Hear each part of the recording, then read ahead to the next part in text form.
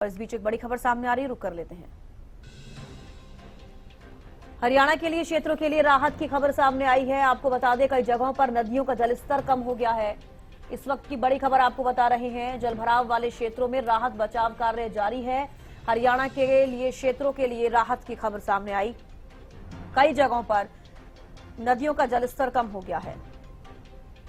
जलभराव वाले क्षेत्रों में राहत बचाव कार्य जारी है। हरियाणा के क्षेत्रों के लिए राहत भरी खबर सामने आई है और वाकई राहत भरी खबर है क्योंकि कई जगहों पर नदियों का जलस्तर कम हो गया है।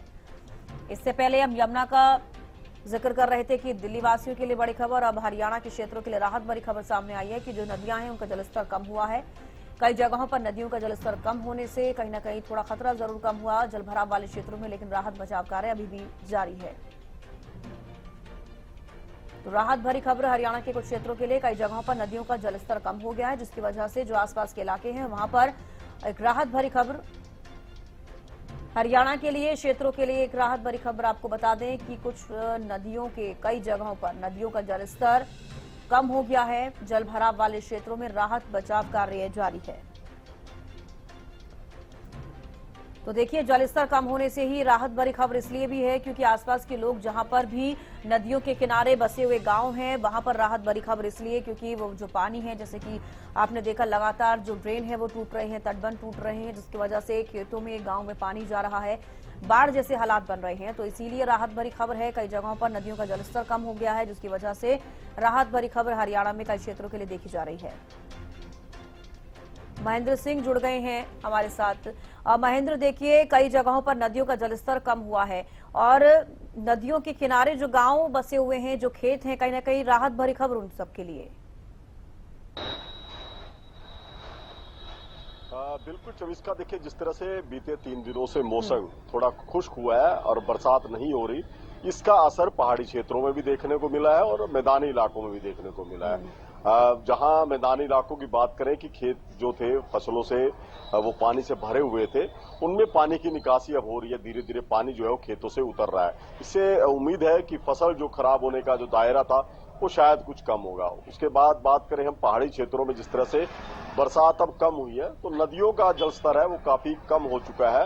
मैं यमुना नदी की बात करूं क्योंकि करनाल जिला यमुना नदी से लगता हुआ है, जहां पहले 3 लाख क्यूसेक से ज्यादा पानी यमुना में आया था, अभी यहां जो पानी की मात्रा की बात करें तो वो फिलहाल 1 लाख क्यूसेक से भी कम है।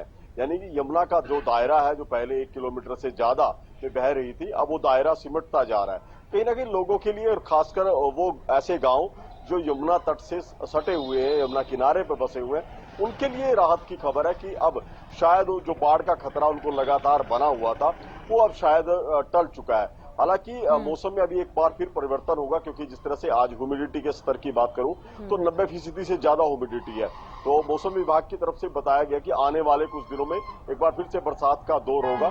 तो कितना असर इस बरसात का रहेगा, कितनी मात्रा रहेगी बरसात की, ये देखने वाली बात रहेगी। जी चविष्का। आमतौर पर महेंद्र, ये भी मैं पूछना चाहूंगी, पिछले साल के मुकाबले जिक्र किया जाए तो सितंबर के महीने में क्या वाकई इस तरीके से बारिश होती है जो इस बार भी देखी जा रही है या फिर सामान्य से ज्यादा बारिश इस बार हुई है?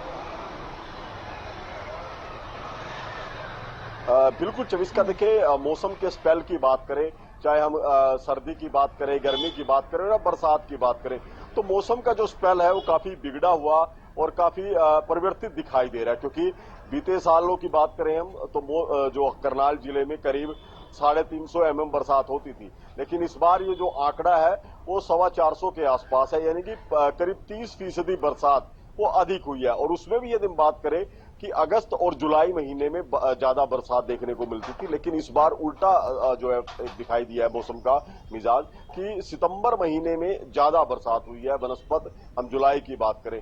तो मौसम का जो स्पेल है वो कुछ आगे सरका है। सावन महीने में जितनी बरसात होनी थी उसके तुलना में हम बात करें तो जो भाद्रपद का महीना होता है देसी महीनों के लिहाज से, उसमें ज्यादा बरसात देखने को मिली है। और इसका असर, व्यापक असर रहेगा, चाहे हम धान की फसल की बात करें, सब्जियों की फसल की बात करें, क्योंकि अभी जो फसलें मंडियों में आने में जिनको समय लगेगा उसमें कुछ देरी और ज्यादा हो सकती है क्योंकि नमी की मात्रा जो खेत में अभी ज्यादा है।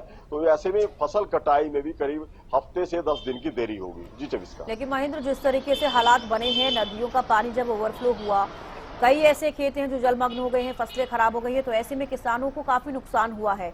एक तरफ तो नुकसान हुआ है, हालांकि सीएम नायब सिंह सैनी जो क्षति पोर्टल जो खोला गया है, वहां पर जब किसान अपना ब्यौरा दर्ज करेंगे तो उनको कहीं ना कहीं मुआवजा मिलेगा।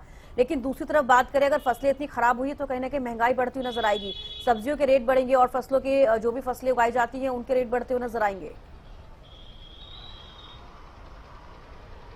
बिल्कुल स्वाभाविक है चविष्का, क्योंकि जिस तरह से मौसम की मार रही है, चाहे हम जी। नदियों के साथ लगते इलाके की बात करें या दूसरे इलाके जहां पर ज्यादा बरसात हुई है वहां पर फसलें खराब हुई हैं। पहले सब्जियों की बात करें तो सब्जियों में सबसे ज्यादा वो जो है रेट में जो चढ़ाव देखने को मिल रहा है। सब्जियां बहुत ज्यादा महंगी हो चुकी हैं क्योंकि सब्जियों की फसल सबसे ज्यादा प्रभावित है। उसके बाद हम बात करें धान की पैदावार करनाल में, वो भी घटने की आशंका जताई जा रही है क्योंकि बरसात की मार की वजह से पानी जो है खेतों में ज्यादा जल भराव हुआ है, उसकी वजह से धान का उत्पादन भी अब की बार कम होगा। तो जाहिर सी बात है, जब उत्पादन कम होगा उसके दाम जो है वो काफी महंगे जा सकते हैं। जिस तरह से खराब हुई फसलों का हम जिक्र कर रहे थे, जो यमुना नदी के अंदर जहां पर खेती की जाती है वहां अधिकतर जो है वो सब्जियों की खेती होती है, गन्ने की खेती होती है या धान की खेती होती है। वो फसलें पूरी तरह से बर्बाद हुई है। सैकड़ों एकड़ का ये दायरा है जहां पर ये फसलें प्रभावित हुई है। और यमुना इलाके से बाहर की हम बात करें, वहां भी बरसात की मार से काफी जो फसलें प्रभावित हुई है। हालांकि सरकार की तरफ से ये जरूर कहा गया है कि किसान ई क्षति पोर्टल पर अपनी खराब हुई फसलों का ब्यौरा दे, उसके अनुसार जो है किसानों को मुआवजा दिया जाएगा। लेकिन ये मुआवजा जो है वो यमुना के अंदर जो खेत है उनके लिए नहीं रहता, क्योंकि उनके लिए कोई मुआवजे का प्रावधान नहीं है। तो ऐसे में जो करनाल जिले के जो सैकड़ों एकड़ फसल जो यमुना क्षेत्र में बोई जाती है, उसके लिए किसानों को शायद परेशानी होगी, क्योंकि उसका मुआवजा सरकार की तरफ से भी नहीं मिलेगा। जी चविष्का। बिल्कुल। और करनाल का खास तौर पर जिक्र करें महेंद्र, तो फिलहाल कैसी स्थिति है, क्योंकि कई गांव ऐसे हैं जहां पर तटबंध टूटे, तटबंधों में दरार भी आई है, तो कैसी स्थिति फिलहाल वहां पर, क्या सब चीजों को दुरुस्त कर दिया गया है? बिल्कुल चविष्का, देखिए जिस तरह से यमुना नदी में उफान आया था, इसके अलावा कई और बरसाती नाले थे जो पूरे रफ्तार से चल रहे थे, उनका जलस्तर अब कुछ घटा है। तो जाहिर सी बात है, जब जलस्तर घटा है तो किसान जो है वो राहत की सांस ले रहे हैं। अभी हमने कल भी देखा था कि जिन खेतों में पानी ज्यादा भर चुका था, अब वो धीरे धीरे निकल रहा है। इससे जो फसल खराब होने की या बीमारी की जो आशंका थी वो कुछ हद तक कम हो जाएगी। वहीं जिस तरह से कटाव की बात की थी, यमुना नदी में कई स्थानों पर कटाव हुआ था, खासकर इंद्री क्षेत्र के जो गांव थे, चाहे हम शेरगढ़ टापू की बात करें, चंदोरा की बात करें, चंद्राव की बात करें, ये ऐसे गांव थे जहां यमुना का पानी घुस चुका था। वहां पर भी अब कुछ अस्थायी प्रबंध किए गए थे। किसान भी अपने खेतों से पानी निकालने का प्रयास कर रहे हैं। इसके साथ साथ इरिगेशन विभाग भी समीक्षा करेगा दोबारा से, क्योंकि पेट्रोलिंग उनकी तरफ से लगातार जारी है कि यमुना में अब कितना नुकसान हुआ है, तटबंध कितना कमजोर हुआ है और उसको दोबारा से किस तरह से मजबूत किया जाएगा। तो अब ये जो 3 दिन मिले हैं, कहीं ना कहीं राहत भरे रहे हैं कि जो स्थितियां बनी हुई थी पहले, अब उसमें कमी आई है। और आने वाले दिनों में जिस तरह से संकेत दिए गए, यदि मौसम कुछ और दिन ऐसा ही रहता है तो शायद किसानों को कुछ लाभ मिलने की उम्मीद है कि जो फसलें खराब होने के कगार पर थी वो शायद बच जाएंगी। जी चविष्का। बिल्कुल। चलिए, बेहद शुक्रिया महेंद्र जुड़ने के लिए और तमाम जानकारी देने के लिए।